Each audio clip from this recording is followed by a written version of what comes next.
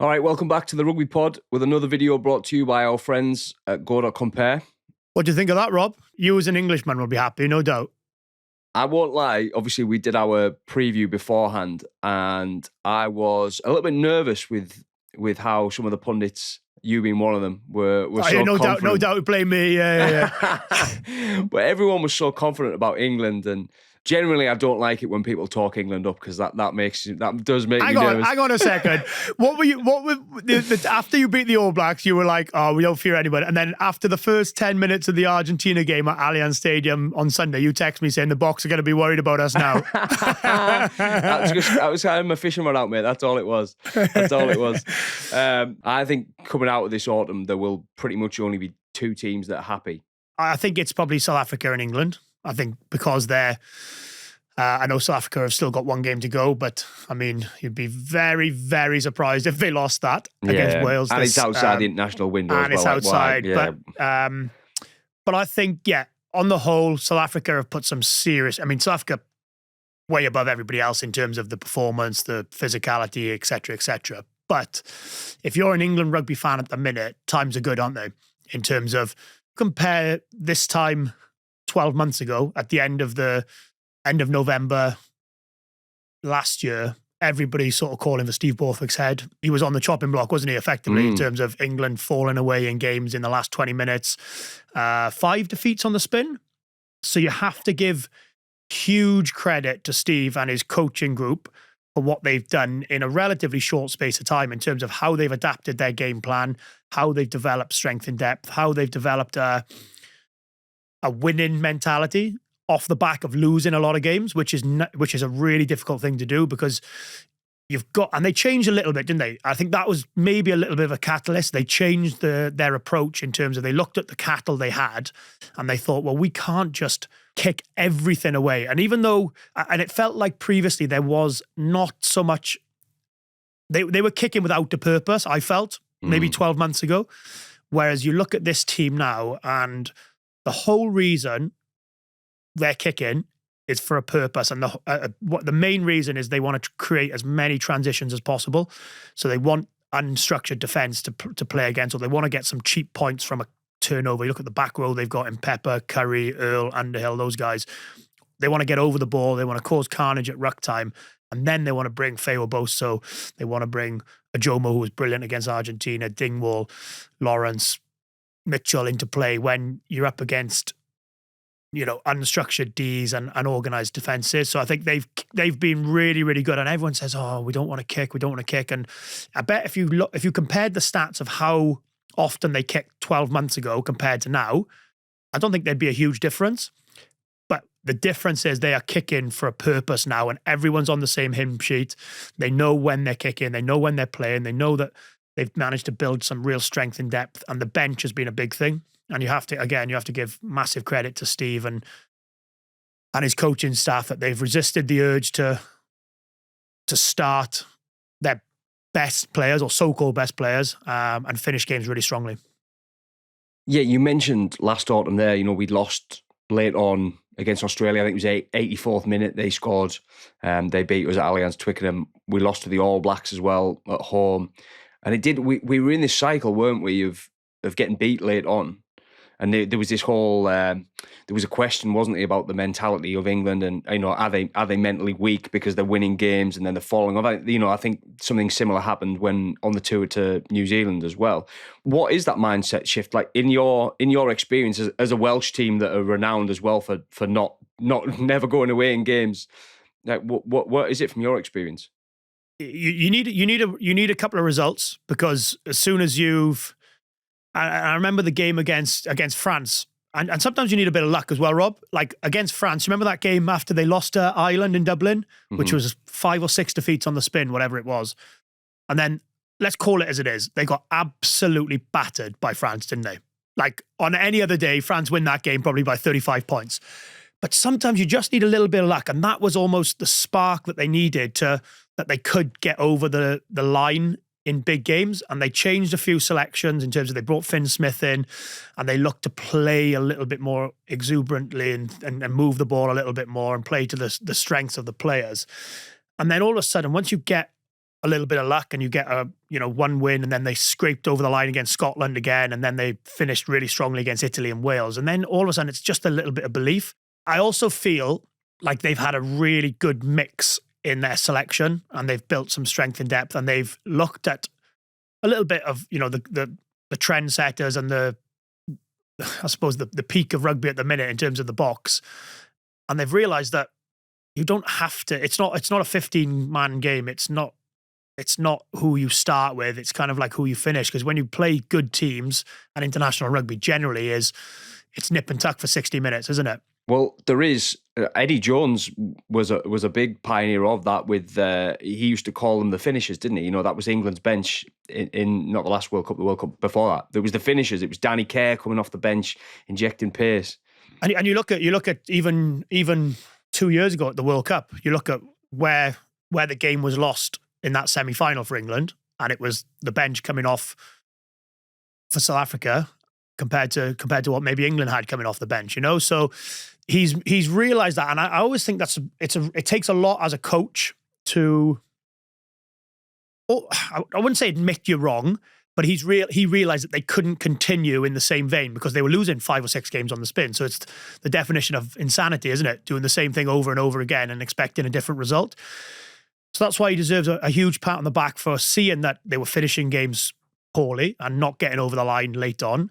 So he's thought, right, well, how do I mix that up? How do I maybe change the selection a little bit, change how we play in terms of moving the ball, kicking for more of a purpose? And I think that's the big thing, is that they look a different team, and they look like they're organised when they're kicking, and they know that they're not wasting any energy in their own half. So they've got more energy for when they need to turn it on in the opposition 22, in the opposition half. But also they know what they can almost empty themselves, that front row, second row, centre, whatever it is, and they know that you've got 6 guys coming off the bench, or 6 lions in some cases, to come off the bench and finish strong and take the game away from teams. So yeah, the England rugby is in a really good place. I think they'll be really, really satisfied with the autumn. I think they'll be slightly disappointed that, and I know, and this is not, Argentina are a blinking good side, like brilliant team. So like this isn't on Argentina, but can you imagine if they'd have put Argentina away when they were 17-0 up or 17-3 up, whatever it was, if they'd have gone and put them away by 35-10 or something like that? Maybe the autumn again is like, and the talk is like the Boks have had a brilliant autumn. The Boks have had a brilliant 5 years, basically every year, every game. So it's not really news that, but you think, right, that maybe that's a bit of a different perspective of the chat we're having today, rather than maybe squeaking over the line against Argentina. But on the whole, I think England rugby fans should be really, really pleased with the progress of their team, and they're probably in the best position of the rest. In a sense, you can't discount France, you can't discount New Zealand, because the quality they have, the power they've got, and you look at who can challenge the Boks physically. Probably at the minute, nobody in that sense, but who can get as close to challenging them physically with the bench that can come on, the group and the strength in depth? And you probably look at France, New Zealand to a degree, and then you probably think England are probably best placed to match them in that area. So you're saying that England are the only threat to the Springboks three-peat? You're saying that, I think, Rob. I think you're saying that, definitely. I think they're in a good position. They've where they're at now, from 2 years out from a World Cup, it can, you'd hope from an English point of view that the trajectory keeps on going in an upward motion, because they've built confidence and all those things, and they've got strength and depth. They've got that winning feeling. He's put really good people around him, Steve Borthwick, in terms of Blackett, McGuigan, and these guys. So I just think it looks a happy group. It looks like it's a settled group. The age demographic is really good as well, in terms of there's lots of young players. He's resisted the urge to start your boys like Pollock and keep him fresh for adding impact and things. So I think they'll be in a really good position, and sort of chatting amongst lots of other people. It's funny, sort of thinking, everyone's a little bit worried about England because, they're right in the mix. Now, they are, in my opinion, still a fair way short of the Boks, and that's not a criticism by any stretch, but just simply how good the Boks have been in terms of in every single area. But I think England should be really encouraged with where they can go. Interesting, though, I think the Six Nations is quite a big Six Nations. And sometimes people will say, okay, well, the World Cup draw's been made, so World Cup rankings don't matter. It's still 2 years out from a World Cup. I actually think this Six Nations for England coming up is quite big. I do. Mentally, I think it's massive. I think it's mentally huge, but also like they've invested a lot of money in coaches, buying coaches out of their contracts, signing up all, this in terms of the new contract system that they've got and all this to give more control so that players are fresher when they come into camp. The size of the organization of the RFU, like there has to be some return on that from in the trophy cabinet as well, doesn't there? In terms of the Six Nations, they haven't won the Six Nations since 2020. And if you compare teams, like Wales have won the Six Nations in that space, which from an English fan, you'd probably have to say isn't good enough. And I know that France are really strong. I know that Ireland went back to back. So it's not as if, they're not competing against nobodies by any stretch. But I think they have to get to Paris, the last game at the Stade de France, and there has to be a championship on the line for them. Otherwise, I think they'll see that as a disappointment of the Six Nations. Now, if they don't win the Six Nations in Paris and they get beat by France in Paris, no problem, in a sense. Like they'll be disappointed, but it's not a failure. But if they get to Paris and there's not a Six Nations to pay for, I think they'll have to see that as a disappointment. That Springbok scrum against Ireland was one of the most dominant things I can't remember a Tier 1 game where a scrum's been dominated like that. Do you think this new English pack, lads like Finn Baxter, Joe Hayes getting a run, and then we've got Genji, Will Stewart coming off the bench. Do you think this English pack can compete or live with the Springboks pack? I mean, that's not far from my area of expertise, Rob. You're really putting me out of my comfort zone in asking me about scrummaging techniques. But you've watched a lot. You've watched a lot of scrums outside. I've watched a lot. Yeah, that makes me an expert, I think. Time will tell. They have to go up against each other, and I can't see.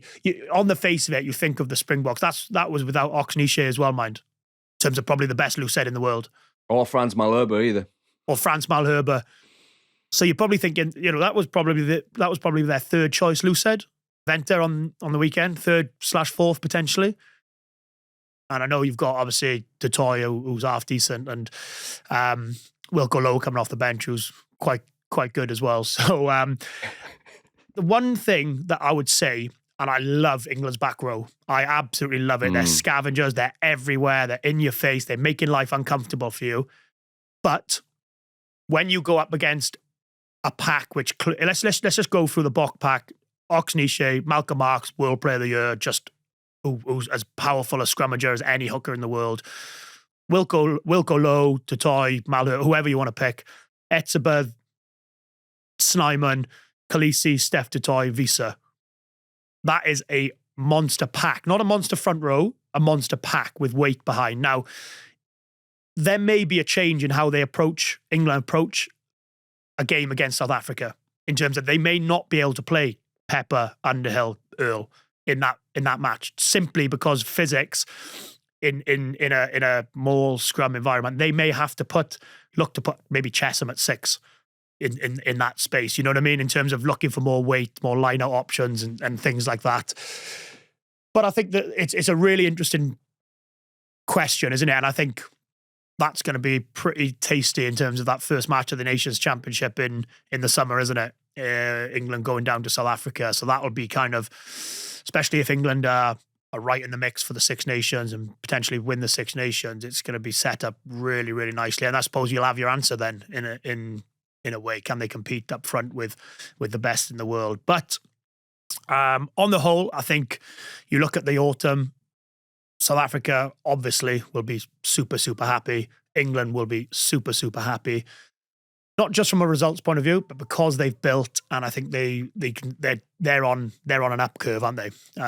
Whereas maybe a couple of other teams in the autumn have maybe looked and thought, right, well, maybe they're on a slightly more downward curve. But yeah, as a whole, England rugby should be really happy.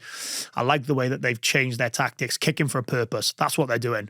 And I think as long as you kick for a purpose and you're accurate with your kicking, and they've got some brilliant kickers in their team, that they're able. You look at how many tries or points did they score from just regathering the ball, sprinting it in. You saw the one against Argentina, 2 against Australia. The points that they pick up from winning those aerial battles. And that's where the game is at the minute.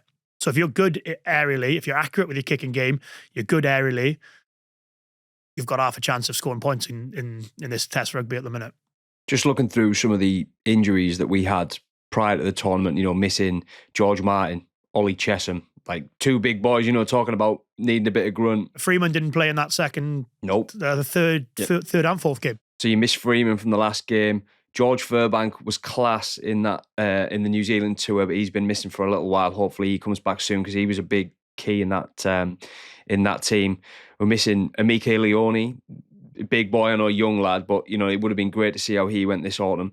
Ted Hill, talking about that stack back row, Ted Hill, Ben Curry, and then the lads that were barely even used this autumn as well. Finn Smith barely played. Henry Arundel, Henry Slade. There is serious depth there. Yeah, really positive from a Welsh person when England's next game is Wales at Allianz Stadium, the first of the Six Nations. So it must be filling a load of Welsh people with confidence, this video here, Rob. They've created some serious strength and depth, and some of the players that you've just named that haven't even had a look in this autumn or coming back from injury or played limited minutes, they're going to be in a super, super strong place come the autumn. And I think also what they've done this autumn, they found maybe a couple of replacements not replacements, but they found some options at 12, haven't they? Because I think that was maybe a little bit of a concern. Compare the start of the autumn, everyone's thinking, have they got enough cover at 12 or have they got enough strong options at 12? We were talking about bringing Farrell back, weren't we? Yeah, exactly. And you just realised that Dingwall and Ajomo on Saturday, they've just been, Ajomo's got a little bit of a point of difference, a bit more of an X-factory moment type player in terms of the offload, the kicking game, the power, and Dingwall is just your absolute nuts and bolts. And I think people will look at Fraser Dingwall and think he doesn't do much in that sense. Does that make sense of what I'm trying to say? But how important he is to link in, because I always think you're 12, there's the link between your backs and your forwards are your 9 and 10. Mm-hmm. But your link between your 9 and 10 and your outside backs is that 12.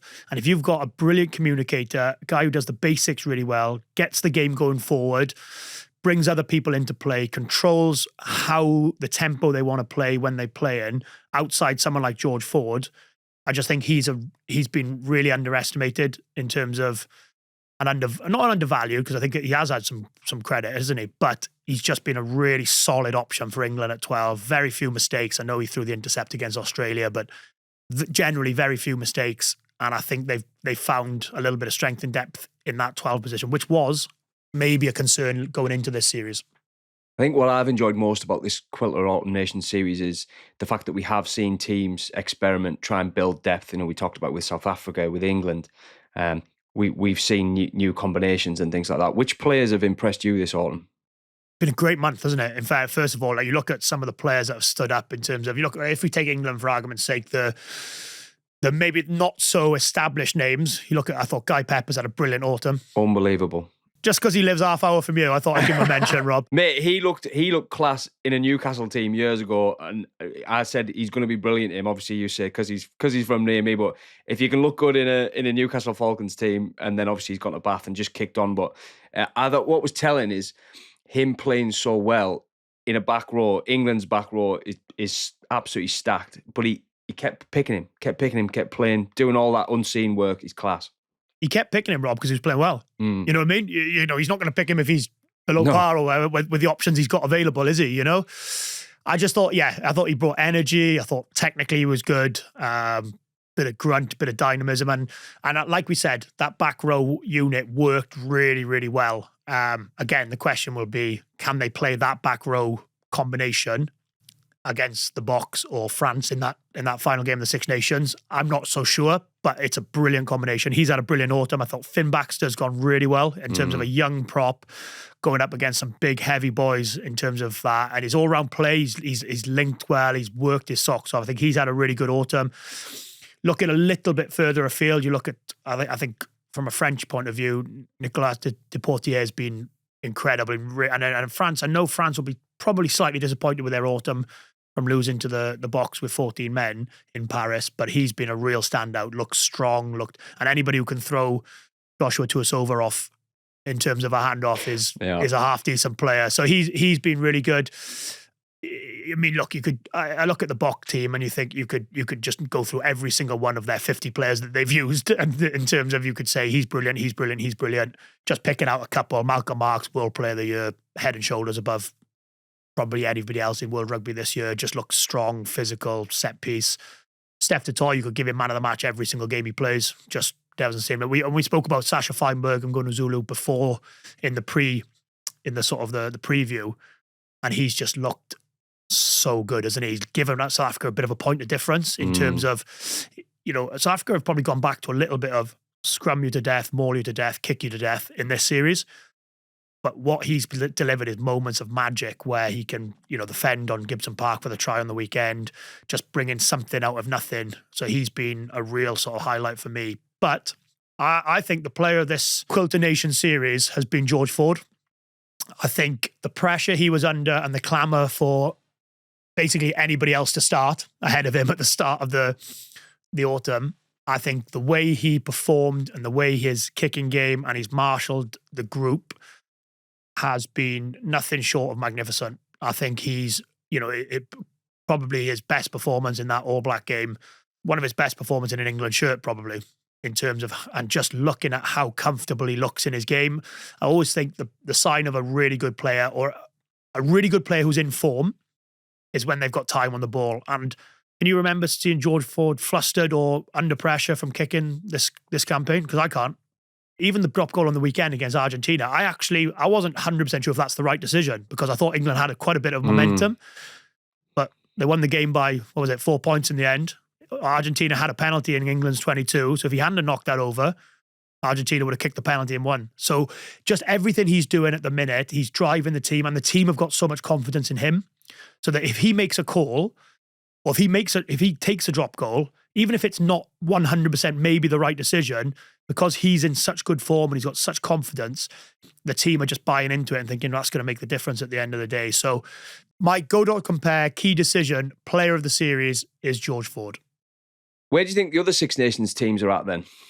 We just spoke about England, really satisfied, look like they're in a really good place. You look then, France, a bit of a funny autumn for France because they beat Fiji, which Fiji are a blinking good side, as they showed. England had to battle through it. You know what I mean? It certainly wasn't easy sailing for England. So France got over the line and against Fiji and Bordeaux. Then they beat Australia, sort of finished the game really strong. But that South Africa game for them was probably the big one, which they'll look at it and just say it was a par autumn, because 14 men, Boks in Paris, but they've got one of the most exciting backlines in European rugby, and they've got the best player that potentially has ever played the game to come back in the Six Nations. So your backline could be Dupont, Intermac, Ficou, Deportier, Biel Barré, Penaud, Ramos. How much better do you think Dupont makes this French team? I mean, he makes any team better. So, but is it like 1-2%, or are we talking 10%? I think there's a little bit, because I think probably considerably more than 10%, because you look at the moments he can produce, and he produces big moments in games. He produces big moments in games, but he produces lots of little moments which lead to big moments as well, in terms of sniping around the rucks, little backdoors, attracting. And as brilliant, I love Maxime Lucu, right? I love him as a player, brilliant nuts and bolts player. But he doesn't attract the same attention, or how the backfield set up, or how the guards round 1 and 2 defend when Antoine Dupont is in the team, because you have to respect him because he's such a threat and an absolutely world-class player. So I think he will, all of a sudden, you find guys like Miafu, guys like Flamand, guys like Gelange, Aldrit will have so much more opportunities to run at weak shoulders and gain half a yard here and there when he's in the team, rather than anybody else. And that's not a reflection on anyone else. It's just how good this guy is. I think that his partnership with Intermac as well, I think when he plays with Intermac, he's 5-10% better as well. So that's a really good point. I think he probably doesn't just make the team better and himself better. He makes obviously a really key relationship with Intermac better as well. So I think, they're going to be a lot better with him in the team than without, put it that way. I think Italy have looked good. Italy have had a brilliant autumn. And I think this is one, a little bit under the radar, but beat Australia, pushed South Africa. I know South Africa had a red card, but pushed South Africa, needed a little bit of magic and a bit of bit of grunt from the Boks to get over the line in the last 15, 20 minutes out in Turin, and then beat Chile to finish off their autumn series. So I think they will look at that and they'll be really pleased. May not have got the headlines of your Englands and South Africas and France and things like that, but they'll be really quietly quite confident in terms of, and you look at who they've got first up in that Six Nations in terms of Scotland, who you'd have to say it's been a really poor autumn for Scotland, hasn't it? In terms of, yes, we've learned nothing from the USA and Tonga games, so let's just scrap them. They produced some brilliant rugby in amongst the Argentina and All Blacks game, but also produced some pretty horrific rugby as well, didn't they, in terms of, and that's international rugby. They've just switched off for 20, 40, 60 minutes in those two games. And it really reflects the autumn for Scotland, doesn't it? But I still feel with Scotland, they are a brilliantly coached team. They have got brilliant players, but for whatever reason, they have almost a bit like they have meltdowns in games, don't they? And they sort of, when they have bad patches, they have really bad patches, whereas other teams maybe just ride it and sort of concede maybe 7 points or a couple of penalties sort of thing, whereas Scotland tend to gift a fair bit away. But I still think the fixture Scotland have got, they'll be thereabouts for the Six Nations in terms of putting their game model back on the pitch. I'm interested to see as well what Lee Radford can do there. Obviously, he came in for this tournament, but short notice, he hasn't been around that environment a long time. It's difficult to put your stamp on it. But what he did at Saints was unbelievable. And he's not just a defence coach. He's been the top dog in a couple of rugby league teams. Yeah, he'll add a bit of steel there, won't he? But he's going to probably need a little bit more time, and so you'd have to say Scotland would be below par for their autumn. And then you look at Ireland, who again you'd have to say below par because they've lost against the All Blacks, they've lost against South Africa, beat Australia well, beat Japan in terms of after a bit of a sticky performance. They probably need to. It's a really tough one for Andy Farrell, but they need to pick. I think they need to pick Prendergast or Crowley. There's not much, but there's pros and cons for the pair of them. But they have to pick one because at the minute it's too much swapping and changing. The team don't know who's calling the shots. Just back one of them for a campaign and say, go and run the team. And I think that'll give them a lot more confidence. Prendergast defensively is an issue for them when you come up against the really top teams. But what he offers from a ball playing and bringing people into play is really good in that sense. I almost feel like they need to make a decision more than other teams. So, for example, with England, the difference in the playing styles between George Ford and Finn Smith and Marcus Smith, they're three very different players. Likewise, South Africa, Sasha, Marnie Libok, Handré Pollard, they're three very different players. I feel like Prendergast and Crowley are like too similar to have them both being in and around. Do you know what I mean? Yeah, I agree. I think you need to just nail your colours to the mast a little bit, and also as well probably the front row strength and depth in terms of is probably something we spoke about how the Boks can go 3 or 4 front rows. England have probably got 2 or 3 maybe at the minute. France have got 2 or 3. So when you look at going into a Six Nations and a World Cup cycle, they probably need a little bit of strength and depth underneath that. So I'd say that's probably their work on. But you'd have to say an under par autumn, although they showed some absolute ticker and heart in that defeat against the world champions in Dublin last week. I just thought that was something to really grab onto, and you're not going to be playing South Africa every week. No. So if they'd have shown that much ticker and skill and things against probably a lot of the Six Nations teams, they probably get over the line, don't they? You know what I mean? Yeah. It's only disappointing because of the high standards of themselves. They're still 4th in the world. Well, it's a little bit like the All Blacks. The All Blacks have lost to England at exactly. Allianz Stadium, and we're classing them as having a disappointed autumn. So the standards that they're held to, rightly or wrongly or fairly or unfairly, are different to what, maybe Scotland, Wales, England even are held to, So I think there's an element of that. And just speaking on Wales, I think, yes, it's 3 defeats. Yes, they conceded 50 points at home to the All Blacks and Argentina and got over the line just against Japan. But there was so much that needed fixing in Welsh rugby. And I think on the whole, and I'm saying this pre-Wales South Africa on Saturday. Just get that caveat in there now. On the whole, there's more positives than negatives. Now, you can't fix everything at once, and the standard should never be you're happy conceding 50 points at home. But given where Welsh rugby is and was, they've obviously focused on the attacking side of the game in terms of they're playing a lot more off 10, so they're looking to try and shorten the defensive line, which then gives guys like your Tom Rogers, your Zamits, your Blair Murrays more space in the outside channels with less numbers coming to press you. So I think they've obviously worked on the attacking game. They scored 4 tries against Argentina, 4 against New Zealand. So it's below par, but there's some big positives in the attacking game. They need to sort the aerial game out. They need to get some power athletes in, and that's not a quick fix. But they're ultimately outgunned and outpowered at the minute, which is why I think they'll continue to maybe have a tough time in the Six Nations, because they're coming up against Ireland, they're coming up against England, they're coming up against France, who ultimately are more powerful than them. So I think all things lead to a brilliant Six Nations off the back of some teams having some really positive autumns and some teams below par, and it sort of put all those together. It's a really nice mix. Well, thanks again to Go.Compare for today's video. From the front row to your front door, Go.Compare is on your side. Compare today at gocompare.com. Cheers, Biggs. Cheers, Rob. Enjoyed that. We'll be back for the Six Nations with another one, no? England favourites. Yeah, you heard it here first. England world champions. You heard it here. Rob Graham. Producer Rob. Cheers, Rob. Cheers, mate.